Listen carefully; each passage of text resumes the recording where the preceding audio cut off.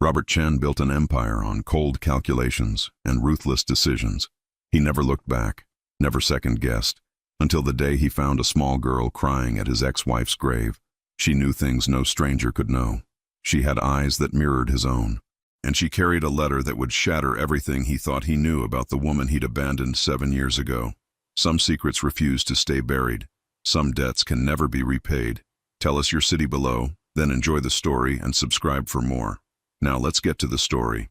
The November rain hammered against Robert Chen's Mercedes as he pulled into Riverside Cemetery, sheets of water obscuring the granite monuments that stretched across the manicured grounds.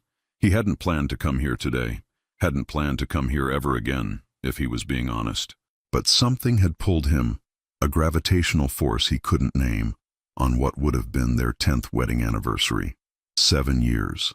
7 years since he'd walked away from Elena Martinez without a backward glance, his signature drying on divorce papers while she stood silent in their penthouse, her face pale as porcelain.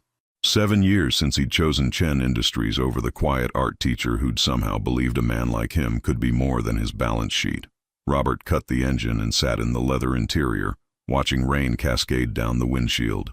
Elena had died 18 months ago. Pneumonia, her sister had said in a terse voicemail he'd almost deleted. He'd sent flowers to the funeral. Professional, appropriate, distant. He hadn't come to pay respects then. Wasn't entirely sure why he'd come now. Grabbing his umbrella, Robert stepped into the downpour, his Italian shoes squelching in the wet grass as he navigated toward the Martinez family plot. He'd looked up the location online, a moment of weakness at 3 in the morning when sleep wouldn't come and the penthouse felt too large, too empty. Through the sheets of rain, he spotted the marble headstone. Simple, elegant, so perfectly Elena. Fresh flowers lay against the stone, their petals bright against the gray day. He frowned. Who still visited? Her sister had moved to Portland. Her parents were gone. Then he saw her. A small figure huddled beside the grave, long dark hair plastered to a thin frame, wearing a soaked pink jacket that had seen better days. A child, maybe 7 or 8 years old, her small hands pressed against the marble as if trying to absorb warmth from the cold stone. "Hey!" Robert called out, moving closer. "Kid, what are you doing out here?" "Where are your parents?" The girl's head whipped around, and Robert felt his breath catch. Even through the rain, even with her face streaked with tears and mud, the resemblance was startling.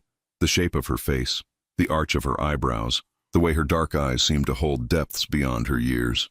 "You're him," the girl whispered, her voice barely audible above the storm. "You're Robert Chen. Mama showed me pictures." Robert's umbrella dipped, rain splashing onto his shoulder. "What? Who's your mother, sweetheart?" The girl stood, water streaming from her clothes, her chin lifting with a defiance that sent ice through his veins. "Elena Martinez was my mama, and you're the man who broke her heart." The cemetery spun. Robert gripped his umbrella tighter, his knuckles white. "That's impossible. Elena and I we never. I'm 6 years old." The girl interrupted, her voice stronger now, carrying an eerie certainty that made his skin crawl. "My birthday is February 14th. Mama said you always hated Valentine's Day. Said it was commercial nonsense. She thought it was funny that I was born on the day you hated most." Robert's mind raced, calculating backwards. February, 6 years ago. That would put conception in May, 7 years ago, right before their divorce was finalized. Right before he'd walked away for the last time. "I want to see identification," he heard himself say, the CEO emerging even as his world crumbled. "Who brought you here? Where's your guardian?" The girl reached into her jacket pocket, pulling out a plastic bag protecting a folded envelope. "Mama told Aunt Carolina to give me this when I turned 6. She said to bring it to you if I ever needed help. She said you were the only one who could protect me from them." "Them?" Robert took the envelope with shaking hands. "Who's them?" "The people who hurt Mama," the girl said, her eyes ancient in her young face. "The people who made her sick. The people who are looking for me now." Robert tore open the envelope, rain soaking the edges of the paper as he unfolded Elena's familiar handwriting. Elegant loops and curves he'd seen on grocery lists, on gallery invitations, on the note she'd left on his pillow the morning after their first night together.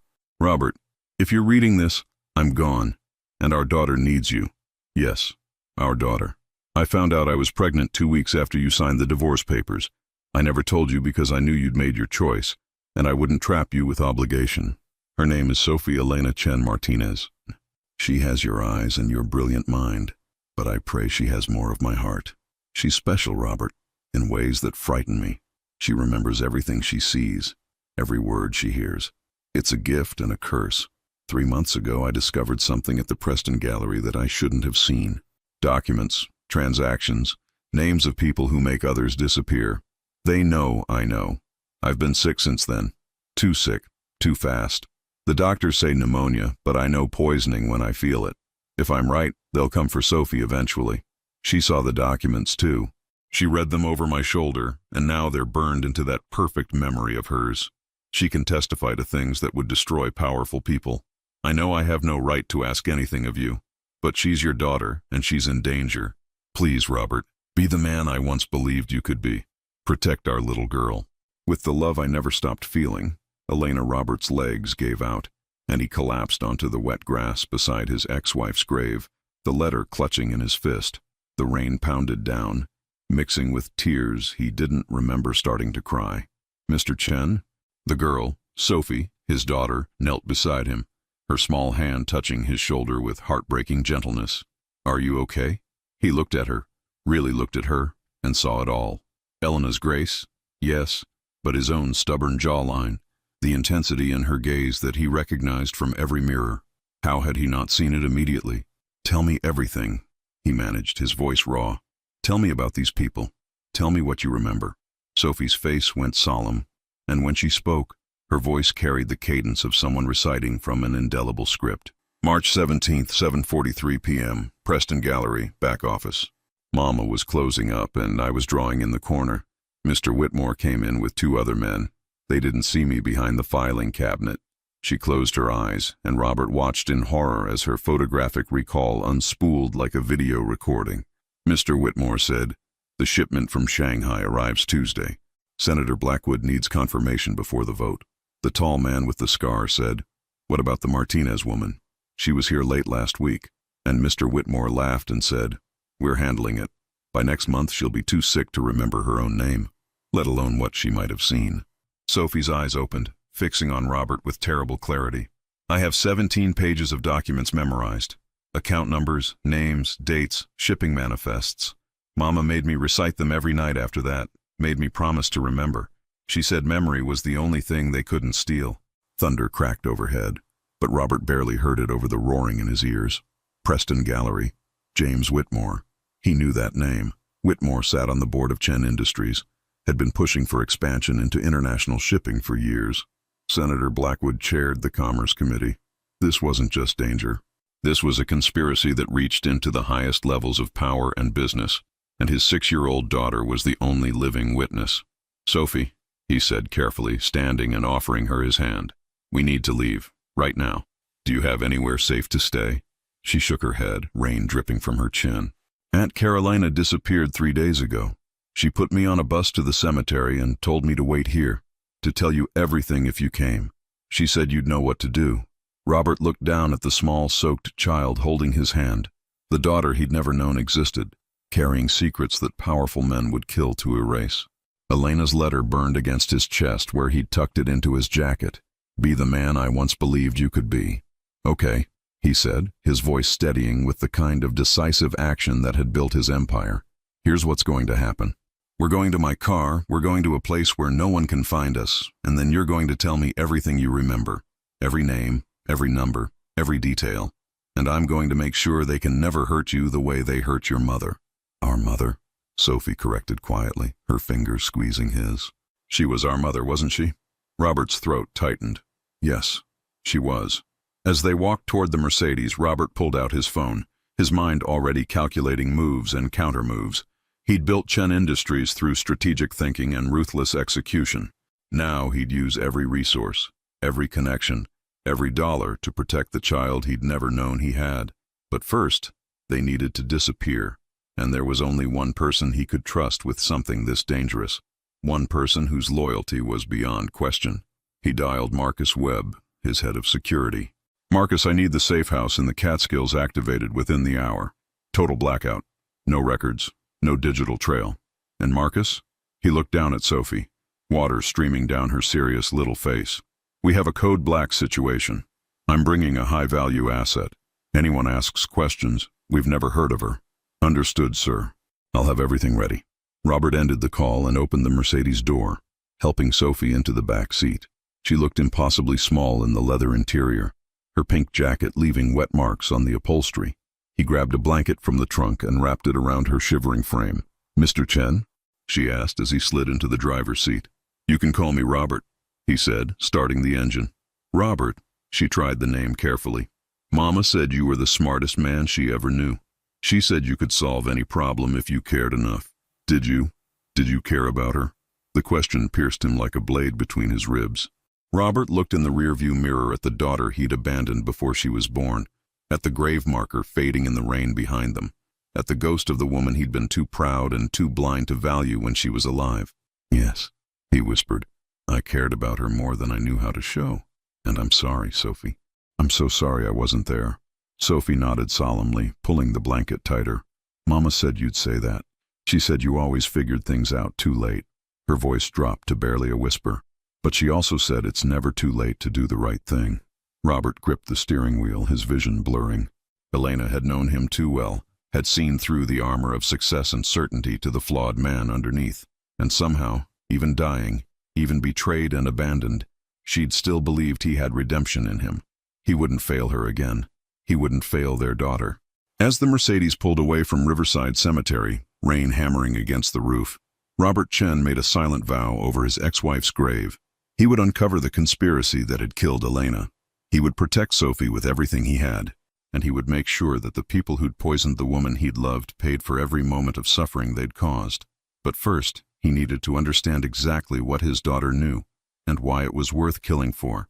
The drive to the Catskills would take 3 hours.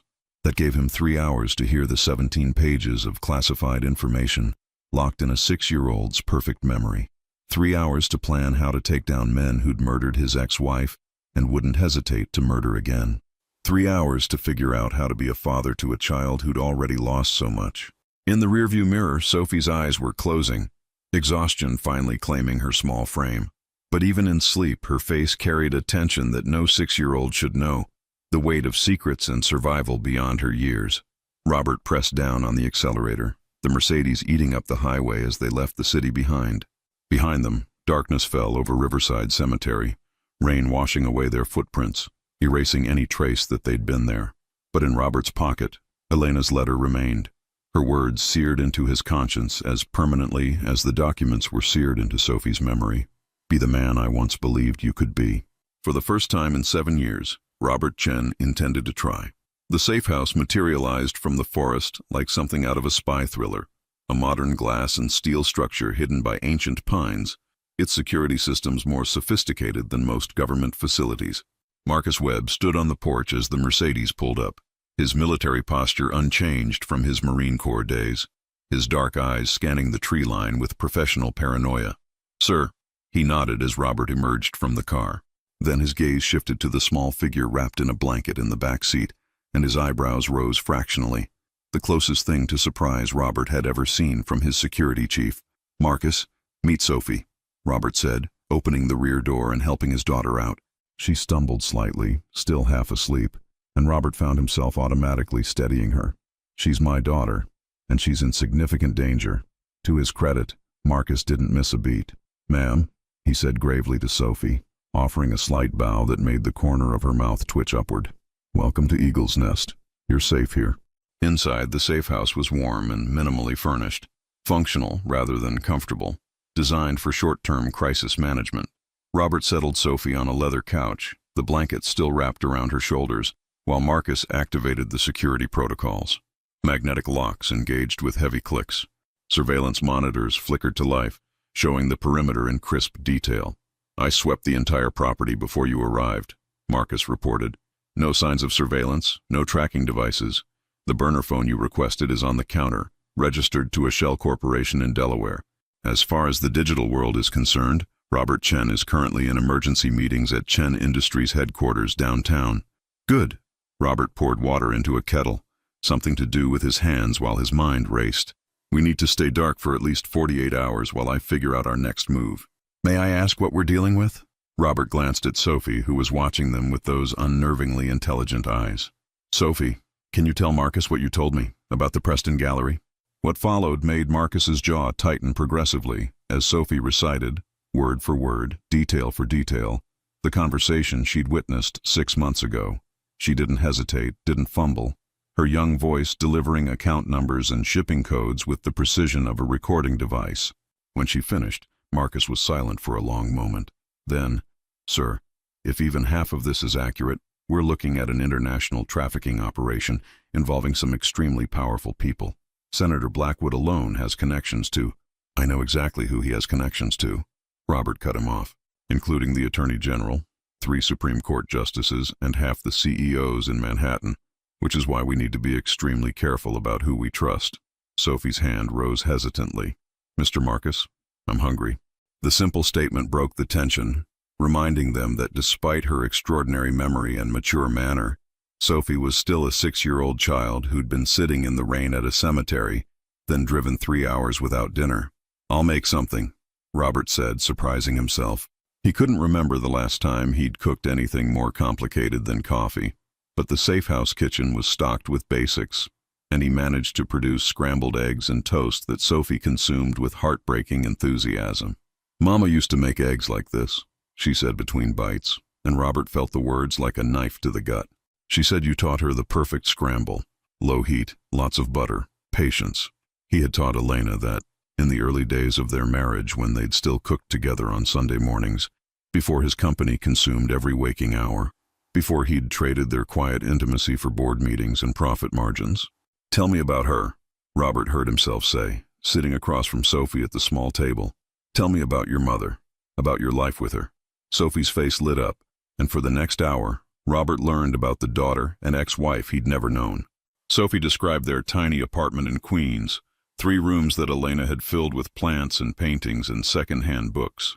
She described her mother's work at the gallery, how Elena would bring home rejected art pieces and hang them on Sophie's bedroom wall, telling stories about the artist's dreams. "Mama homeschooled me," Sophie explained, her eyes distant with memory. "She said regular schools wouldn't understand.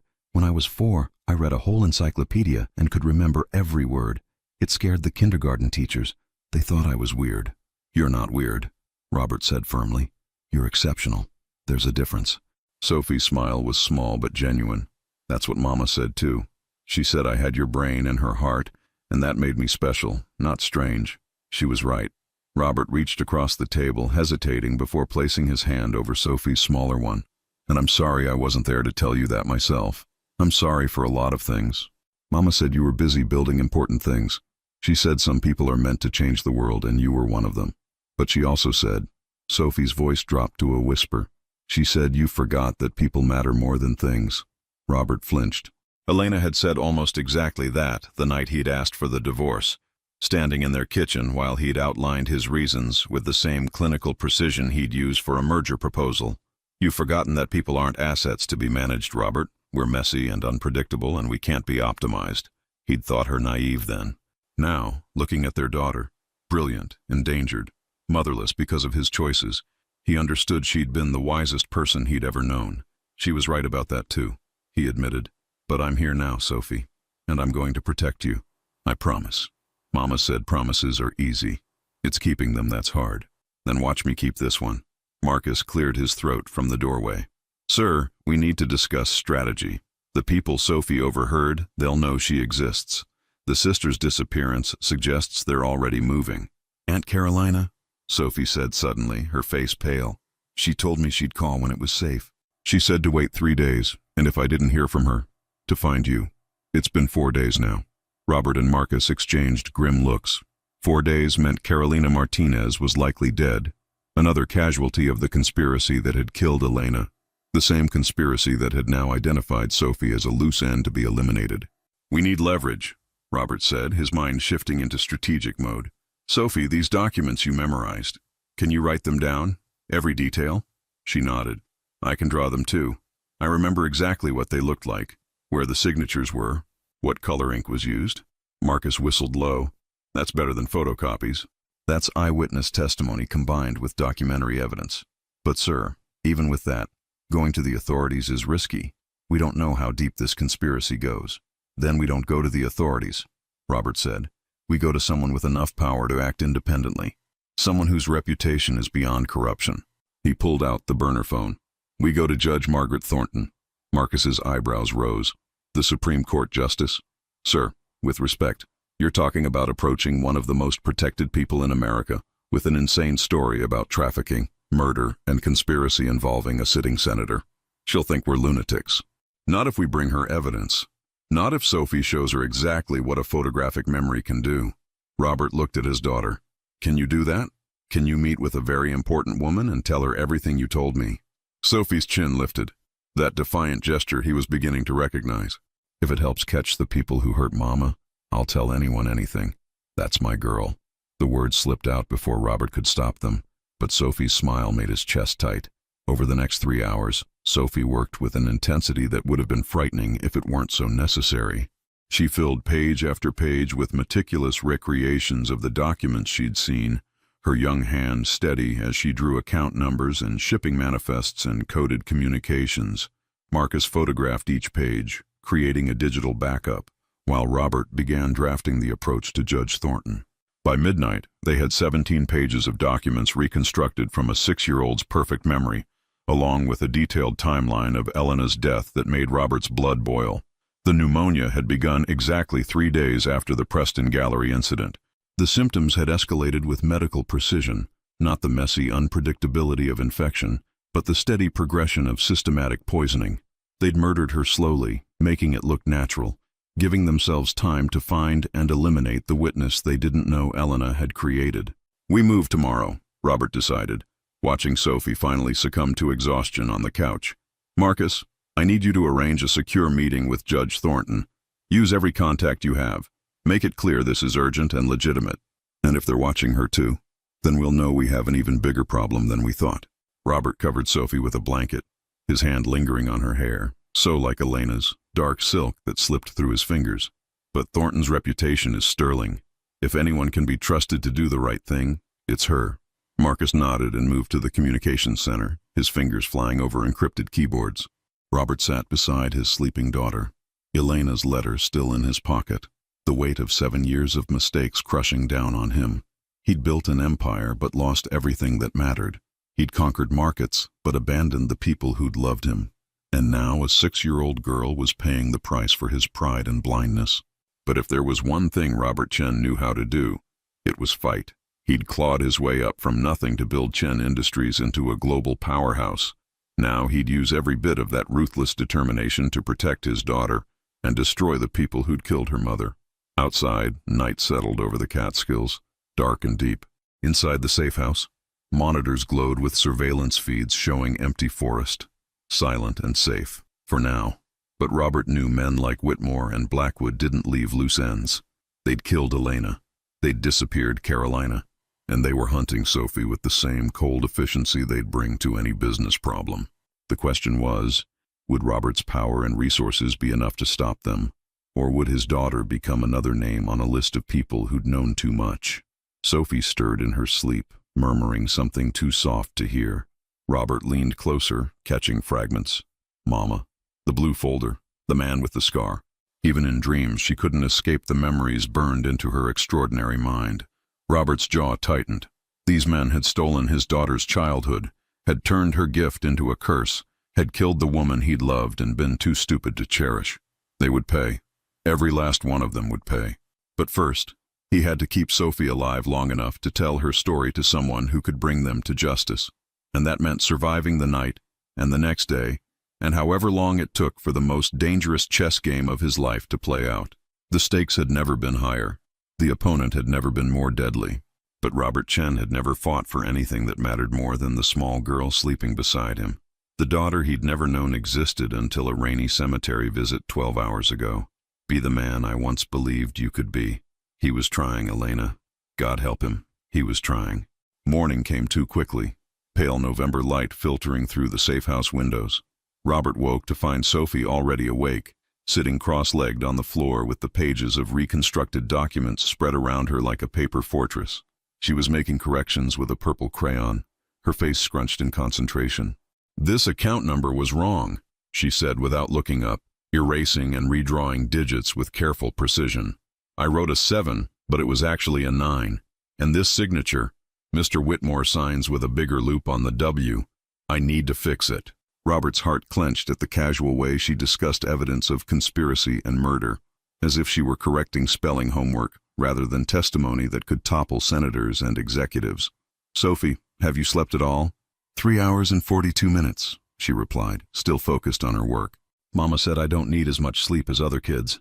My brain processes information while I'm awake, so dreams don't serve the same purpose. Before Robert could process the implications of that statement, Marcus emerged from the communications room, his face tight. Sir, we have a problem. Robert stood, moving away from Sophie's hearing range. What kind of problem? Judge Thornton's office agreed to a meeting, but only if you come to her chambers at the courthouse. She won't meet off-site, won't deviate from protocol. She said, and I quote, if Robert Chen has evidence of wrongdoing, he can present it through proper channels like everyone else. That's a trap, Robert said flatly. The courthouse is too public, too many cameras, too many opportunities for ambush. I know, but she's our best option, and she's not budging. The meeting is set for 2 p.m. today. We have 6 hours to decide if we're going. Robert paced, his mind racing through scenarios. Taking Sophie to a public courthouse meant exposure, risk, potential disaster, but staying hidden meant the evidence remained useless, and eventually, Whitmore's people would find them. They couldn't hide forever.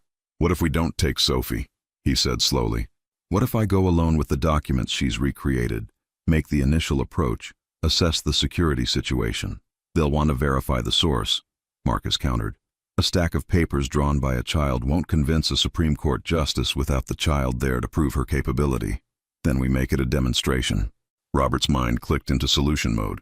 We bring Sophie, but we control the environment. Marcus, can you sweep the courthouse in advance?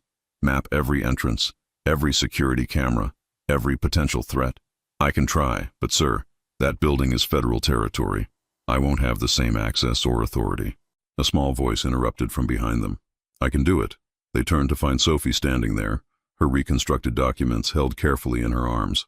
I can prove what I remember without being in danger. You have a phone with a camera, right? Robert knelt to her level. What are you thinking? You film me in a safe place, maybe here or in a car near the courthouse. I recite everything while Mr. Marcus films it with you asking questions so they know I'm not reading from a script. Then you show Judge Thornton the video along with the documents. She'll see I'm real, see what I can do. But I won't be exposed in the courthouse. Marcus and Robert exchanged glances. It was brilliant, simple, verifiable, and kept Sophie out of direct danger. You're as smart as your mother said, Robert told her, and Sophie's smile was sunshine breaking through clouds. They spent the next 2 hours preparing. Sophie sat in front of Marcus's camera and recited, her young voice steady and clear as she described the documents, the conversations, the timeline of her mother's decline. Robert asked questions, pushed for details, created the kind of cross-examination that would satisfy a judge's skepticism. The result was devastating. 23 minutes of a 6-year-old child delivering testimony with the precision of a veteran detective, her photographic memory transforming her into an unimpeachable witness. If this doesn't convince Thornton, nothing will, Marcus said grimly, uploading the video to 3 separate encrypted drives. Sir, I still don't like you going in alone. I won't be alone. You'll be outside monitoring every move, and I'll be in one of the most secure buildings in the state, surrounded by federal marshals. Robert checked his watch. 90 minutes until the meeting. Besides, Whitmore and Blackwood won't make a move in a federal courthouse. Too visible, too risky, unless they have people inside. The thought hung in the air, dark and heavy, but they were out of options and out of time. Robert changed into his business suit, armor of a different kind, the CEO persona that had intimidated boardrooms and crushed competitors. He looked at himself in the mirror and saw a stranger. Same face, same cold eyes, but something fundamental had shifted. The man who'd walked away from Elena 7 years ago wouldn't have risked everything for a child he'd just met, but that man was gone. In his place stood someone Robert didn't quite recognize yet. A father, maybe, or just someone trying to become one. Mr. Chen? Sophie appeared in the doorway, holding something small and silver. Mama wanted you to have this. It was a locket, tarnished with age, hanging on a delicate chain. Robert opened it with trembling fingers and found 2 photos inside. One of Elena, young and radiant, laughing at something off camera. The other of himself, taken years ago at some forgotten moment when he'd been happy enough to smile without calculation. "She wore this every day," Sophie said quietly, "even after you left, even when she was dying. Aunt Carolina gave it to me before she disappeared. She said, 'Your father will need to remember who he was before he forgot how to feel.'" Robert's vision blurred. He slipped the locket into his breast pocket, over his heart, and pulled Sophie into a hug that felt both foreign and necessary. She was small and warm and real, and she was his daughter, and he would burn the world down before he let anyone hurt her. "I'll come back," he promised into her hair. "I'll bring Judge Thornton here if I have to, but I'll come back, and we'll end this together." "Be careful," Sophie whispered. "Mama said you were brave but not always smart about danger. She said you thought money could solve everything. Your mother knew me too well." Robert pulled back, framing Sophie's serious little face with his hands. "But she also knew I keep my promises when they really matter, and this matters more than anything ever has." The drive to the courthouse took 40 minutes. Marcus at the wheel of an unmarked sedan, Robert in the passenger seat reviewing the documents one final time.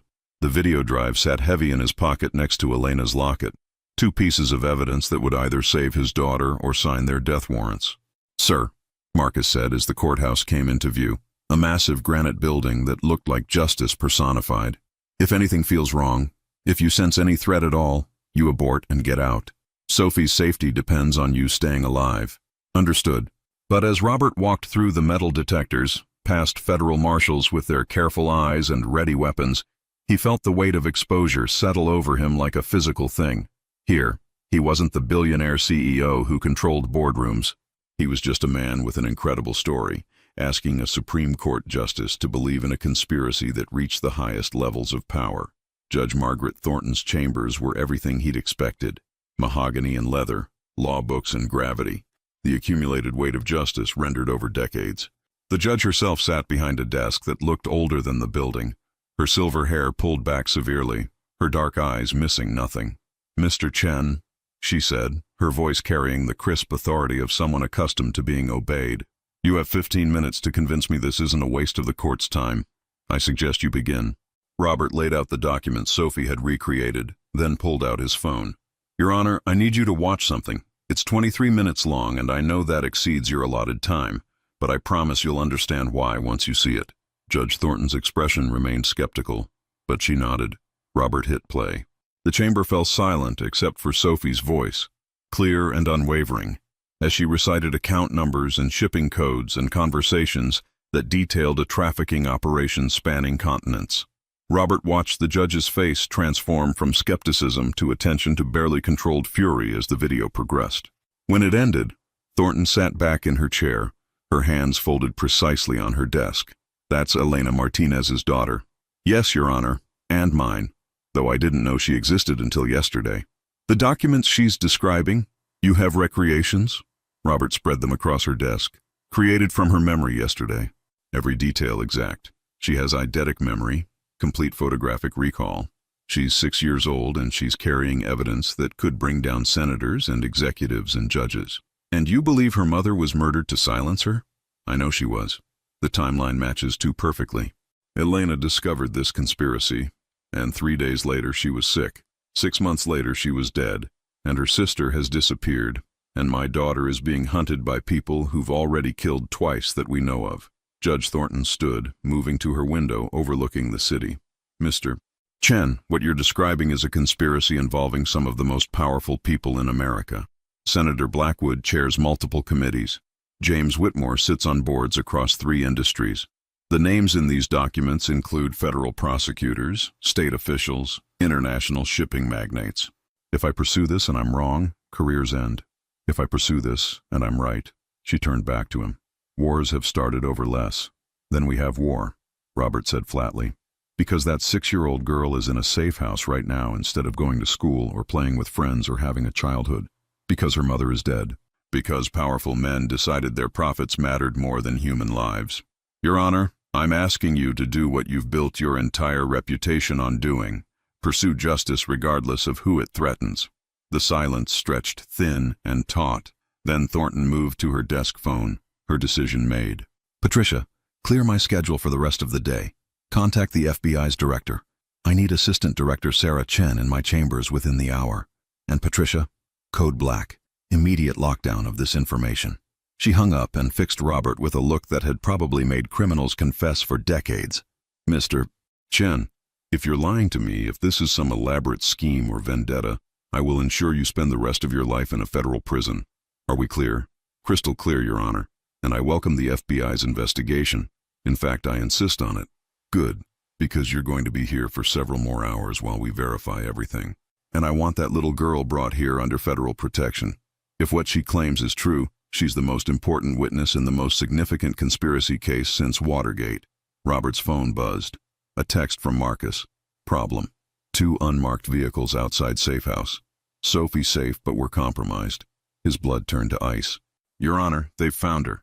My security chief just confirmed hostile presence at our location. Thornton's hand slammed down on her intercom.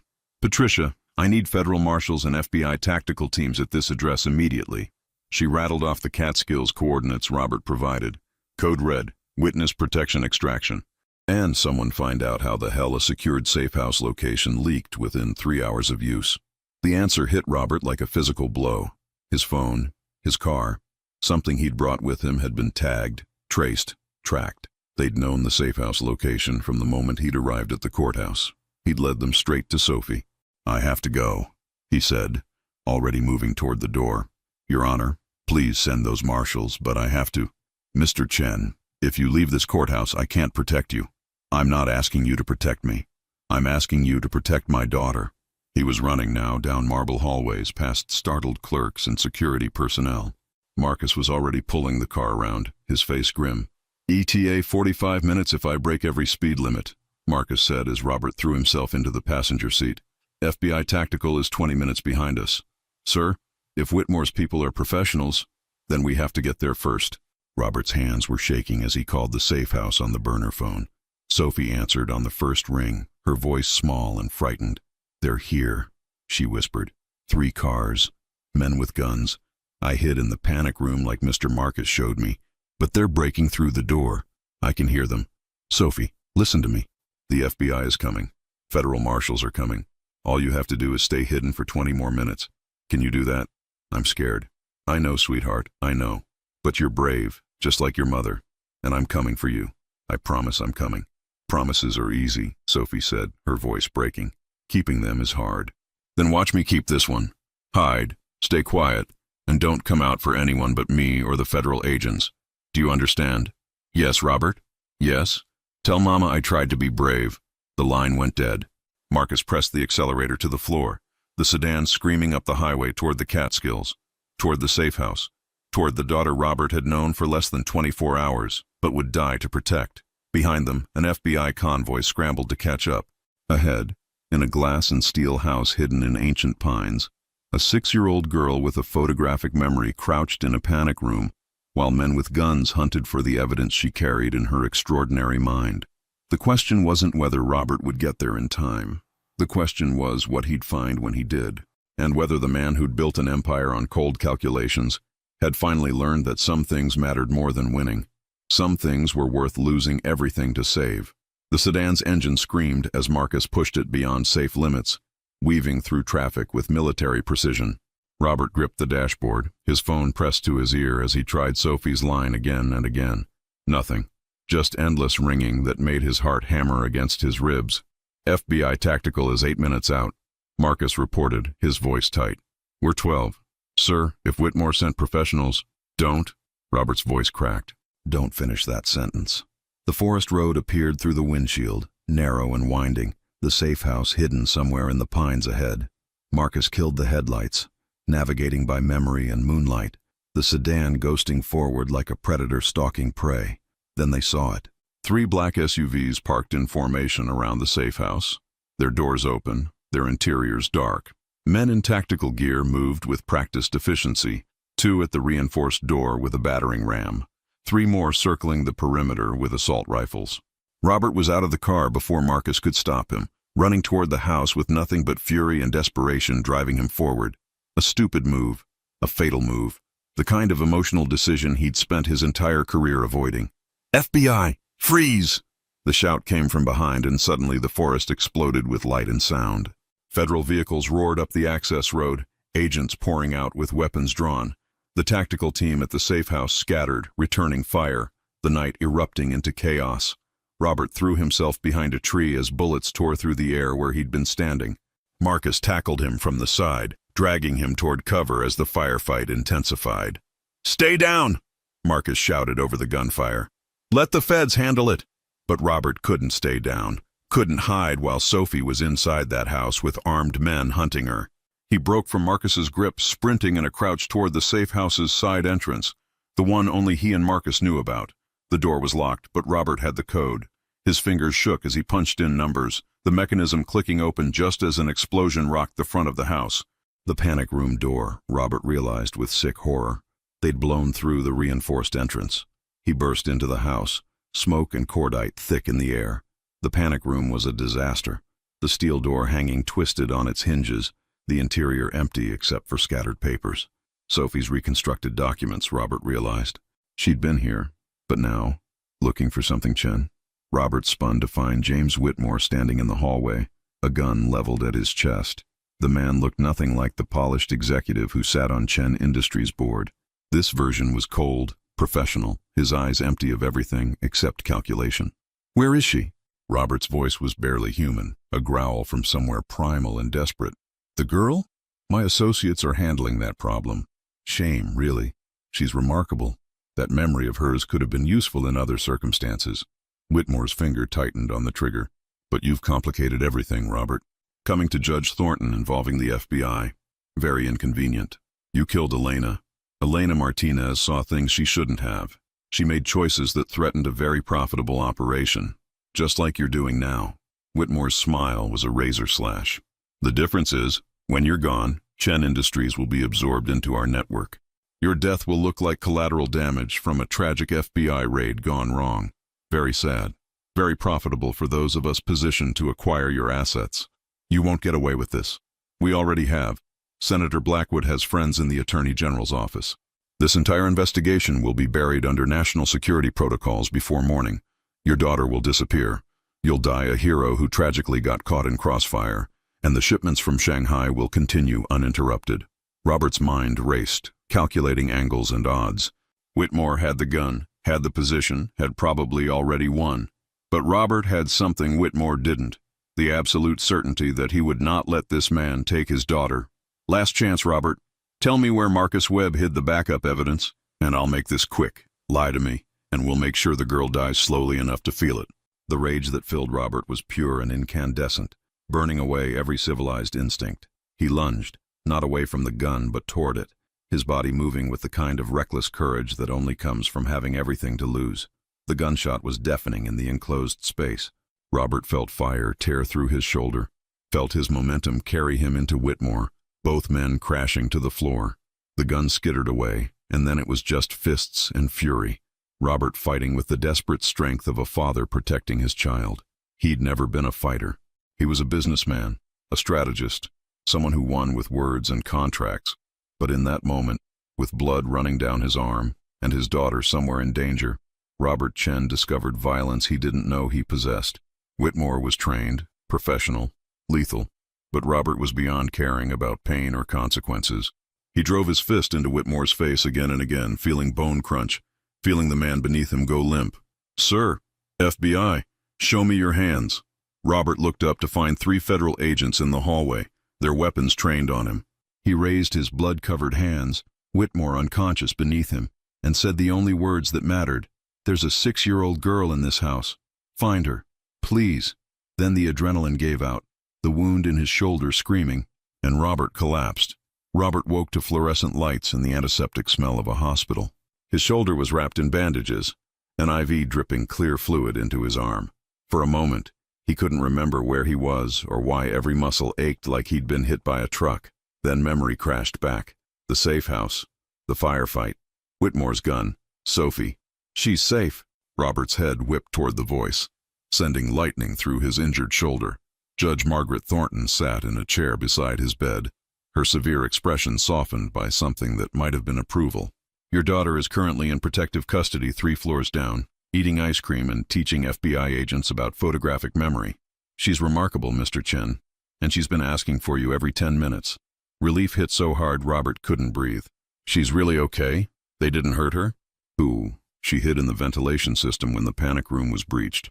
Apparently she'd mapped every possible escape route within an hour of arriving at the safe house. When the tactical team broke through, she was already gone, crawling through ductwork toward an exterior vent. The FBI found her hiding in a tree 200 yards from the house, still clutching her reconstructed documents. Robert's laugh was more sob than sound. Of course, Sophie had outsmarted a team of professional killers. She was Elena's daughter, brilliant, resourceful, always 3 steps ahead. Whitmore? He asked. In federal custody, along with 8 of his associates. 3 are dead from the firefight. 2 FBI agents were wounded, and you— Thornton's eyes narrowed. You charged into an active combat zone unarmed to save your daughter. That was either incredibly brave or incredibly stupid. Probably both. Probably. Thornton stood, producing a tablet that showed a frozen image of Sophie in an FBI conference room, surrounded by agents taking notes as she recited from memory. She's been testifying for 6 hours. Every name, every account number, every detail of the conversations she overheard. Combined with the documents we seized from Preston Gallery and Whitmore's encrypted files, we have enough evidence to bring down the entire network. Senator Blackwood will be arrested within the hour, along with 3 federal prosecutors, 2 judges, and 17 executives across multiple industries. This is the largest corruption case in modern American history, Mr. Chen. And your daughter is the star witness. Robert's throat tightened. She shouldn't have to be. She should be playing with dolls or watching cartoons, not testifying about murder and trafficking. No, she shouldn't. But she is, because she's extraordinary and because her mother gave her the tools to survive. Thornton moved toward the door, then paused. Elena Martinez's autopsy report was sealed. I've had it reopened and sent to the FBI's best forensic toxicologists. If she was poisoned, we'll prove it, and we'll add murder charges to Whitmore's list. Thank you, Your Honor. Don't thank me. Thank your daughter. She's the one who brought down an empire with nothing but her memory and her courage. Thornton's expression softened fractionally. She also told me something interesting. She said her mother always believed you'd do the right thing when it really mattered. Apparently, Elena was an excellent judge of character. After Thornton left, Robert lay in the hospital bed staring at the ceiling, Elena's locket heavy against his chest beneath the hospital gown. He'd gotten it back from the evidence team. The photos inside water-damaged, but still visible. Elena laughing, Robert smiling. 2 people who'd loved each other before pride and ambition destroyed it. But they'd created Sophie, and maybe that meant something beautiful had survived the wreckage after all. The door creaked open, and suddenly Sophie was there, an FBI agent standing guardian behind her. She wore clothes that were too big, borrowed from someone's emergency kit. Her hair pulled into a messy ponytail, but her eyes— those eyes that were so like his and so like Elena's, were bright with relief. You're awake, she said, and then she was climbing onto the bed, careful of his IV lines and bandages, burrowing against his uninjured side with the kind of trust that made his heart crack open. I'm awake, Robert confirmed, his arm wrapping around her small frame. And you're safe, and we're both okay. You got shot. Just a scratch. That's what Mama used to say when she was lying to make me feel better. Sophie's voice was muffled against his hospital gown. The FBI lady said you fought the bad man even though he had a gun. She said you were very brave. I was very terrified, Robert corrected. But you, hiding in the ventilation system, escaping to a tree, keeping those documents safe, Sophie, you were incredible. I did what Mama taught me. She always said if I was in danger, get small, get hidden, get smart. Sophie pulled back to look at him, her face serious. Did we get them? The people who hurt her? Yes. Because of you and your amazing memory, we got all of them. They're going to prison for a very long time. Sophie nodded slowly, processing. Then, what happens to me now? It was the question Robert had been avoiding, the reality that couldn't be escaped. He was Sophie's biological father, but he'd never been a parent, never raised a child, barely knew how to take care of himself beyond paying staff to manage his life. But as he looked at his daughter, brilliant, brave, orphaned Sophie who'd lost everything and still found the courage to fight, he knew there was only one answer. What happens is you come home with me, Robert said, his voice steady with certainty. If you want to. If you're willing to take a chance on a father who's going to make a lot of mistakes, but is going to try really hard to be what you need. Sophie's eyes filled with tears. You want me? Want you. Sophie, you're the best thing that's ever happened to me. You're brilliant and brave, and so much like your mother it makes my heart hurt in the best way. Of course I want you. But you didn't want Mama. The words were a knife to the gut, all the more devastating for being absolutely true. Robert took a shaky breath, knowing Sophie deserved honesty, deserved better than the man he'd been. You're right. I didn't appreciate your mother the way she deserved. I was selfish and blind, and I threw away the most important relationship I'd ever had because I thought building a company mattered more than building a life. He tilted Sophie's chin up, making sure she could see the truth in his eyes. I can't change the past. I can't be the father you should have had from the beginning. But I can promise you this. From this moment forward, you will always be my priority. Not the company, not money, not success. You. Always. Promises are easy. Keeping them is hard. I know. Your mother was right about that too. Robert pulled Elena's locket from beneath his gown, opening it to show Sophie the photos. But I kept my promise to protect you. And I'll keep this one too. Watch me. Sophie stared at the locket, at the images of her parents before everything fell apart, and something shifted in her expression. A decision made, a trust extended despite every reason for caution. Okay, she whispered. I'll try. If you'll try. Deal. Robert held out his hand, and Sophie shook it solemnly, sealing the pact between a father who'd failed everyone who'd ever loved him and a daughter willing to give him one more chance. The FBI agent in the doorway cleared her throat. Mr. Chen, we need to discuss protective custody arrangements. Until the trials are complete, we'll cooperate fully, Robert interrupted. Whatever keeps Sophie safe, but she stays with me. Non-negotiable. The agent nodded. Actually, that's what we were hoping you'd say. Witness protection works better when families stay together. We have a secure location prepared, private tutors arranged, full security detail. You'll both need to maintain low profiles for the next 6 to 8 months, but done. When do we leave? 48 hours. As soon as you're medically cleared. After the agent left, Sophie settled back against Robert's uninjured side, her breathing evening out toward sleep. Robert held her carefully, this miracle child who'd appeared in his life like a lightning strike, forcing him to become someone better than the man he'd been. Robert? Sophie murmured, half asleep. Do you think Mama knows that we're together now? Robert thought about Elena, her wisdom, her grace, her faith in people even when they disappointed her. He thought about the letter she'd written, trusting him with their daughter despite every reason not to. Yeah, he said softly. I think she knows. And I think she's probably giving me a list of parenting rules I better not break. Sophie's giggle was pure music. She would definitely do that. She made lists for everything. Then I guess I better start taking notes. They sat in comfortable silence, father and daughter bound by blood and tragedy and the ghost of a woman who'd loved them both enough to believe in second chances. Outside the hospital window, dawn was breaking over the city. A new day, a new life, a new chance to be the man Elena had once believed Robert could become. He wouldn't waste it. Not this time. 6 months later, Robert stood in the kitchen of a modest house in suburban Connecticut, attempting to make pancakes under Sophie's critical supervision. The Witness Protection Program had placed them in a quiet neighborhood where Robert Chen, billionaire CEO, had become Robert Sullivan, consultant, and Sophie had become Sophie Sullivan, second grader with an inexplicable talent for memorization. More butter, Sophie instructed from her perch on the counter, her legs swinging. Mama always said butter makes everything better. Your mother was a wise woman. Robert added another pat, watching it sizzle. The pancakes were lopsided and slightly burned, nothing like the perfect circles Elena used to make. But Sophie ate them anyway, drowning them in syrup and chattering about her day at school. She'd grown in 6 months, taller, more confident, the shadows in her eyes fading gradually as safety and routine worked their slow magic. She still had nightmares sometimes, still woke crying for her mother, but she also laughed now, played with neighborhood kids, brought home art projects that Robert displayed with the same pride he'd once reserved for quarterly earnings reports. The trials had been grueling.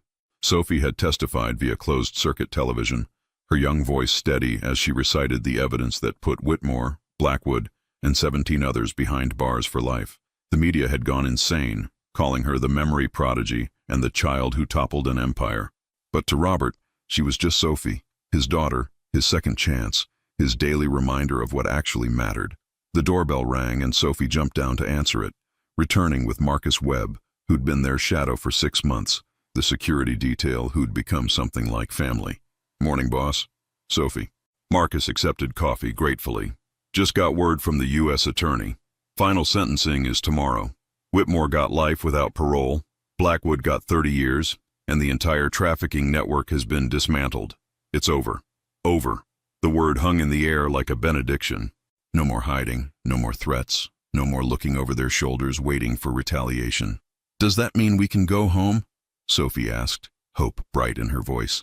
Robert exchanged glances with Marcus. Home. The penthouse stood empty, maintained by staff, but hollow without life in it. Robert had been ready to sell it, to start completely fresh somewhere new, but Sophie had Elena's art on those walls, her mother's books on those shelves. Maybe some homes were worth reclaiming. "Yeah," Robert said, pulling Sophie close. "We can go home, but first there's somewhere we need to visit." An hour later they stood in Riverside Cemetery, November rain falling just like it had the day they'd met. But this time Robert held Sophie's hand as they approached Elena's grave, and this time the flowers they brought were from both of them. "Hi, Mama," Sophie said softly, kneeling to arrange the roses against the marble. "We did it. We got the bad people. And Robert kept his promise.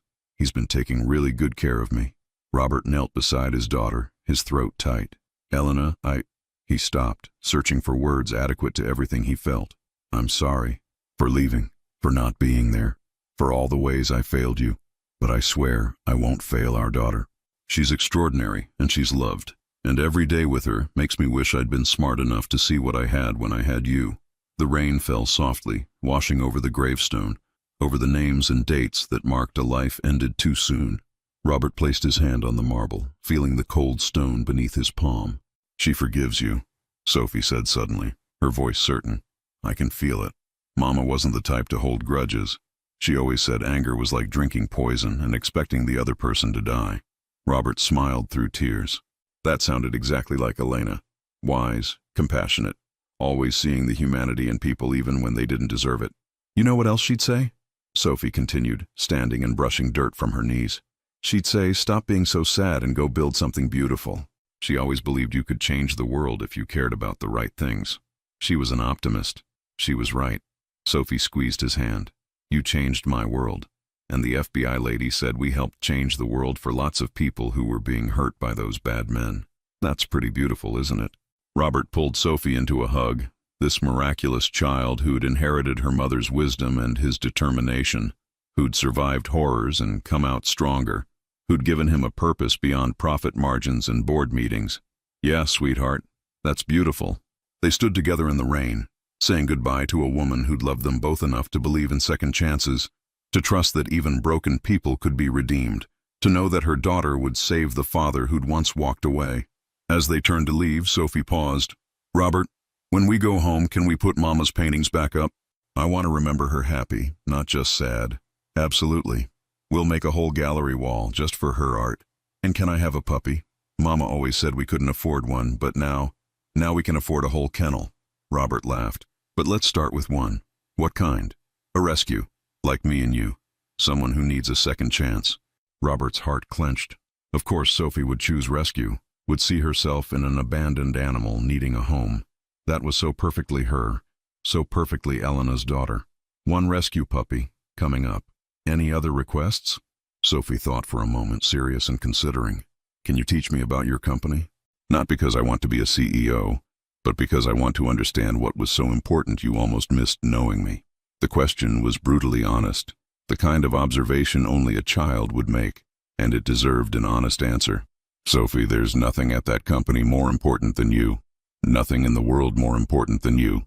But yes, I'll teach you about business, about leadership, about building things that matter, and maybe together we can figure out how to use Chen Industries to help people instead of just making money." Mama would like that. Yeah, she would. They walked back to the car where Marcus waited, patient and watchful as always. The rain was letting up, sunlight breaking through clouds in scattered rays that made the wet grass shimmer like diamonds. Robert helped Sophie into the back seat, buckling her carefully, then slid in beside her instead of the front passenger seat. She looked at him with surprise. "What? I figured we could work on that book you're writing." The one about the girl detective with the photographic memory. Sophie's face lit up. Really? You want to hear more of it? I want to hear all of it. Every word. As Marcus drove them away from the cemetery, Sophie pulled out a notebook and began reading her story. A tale about a brilliant young detective who solved impossible crimes and protected people who couldn't protect themselves. It was creative and clever and absolutely filled with Elena's influence, her belief in justice and compassion and the power of memory. Robert listened, occasionally offering suggestions, mostly just marveling at the daughter he'd almost never known. 6 months ago, he'd been a man who measured success in stock prices and acquisitions, who thought power meant controlling boardrooms and crushing competition. Now he measured success in Sophie's laughter, in nightmare-free nights, in the trust she placed in him every time she called him Robert instead of Mr. Chen. He'd learned that power meant protecting the vulnerable, that wealth was meaningless without people to share it with, that the only empire worth building was the one that sheltered the people you loved. "Robert," Sophie interrupted her reading. "Are you crying?" "Just happy," he said, wiping his eyes. "Just really, really happy." Sophie studied him with those two wise eyes, then nodded solemnly. "Mama used to say the best tears are the happy ones. She said they're proof your heart still works.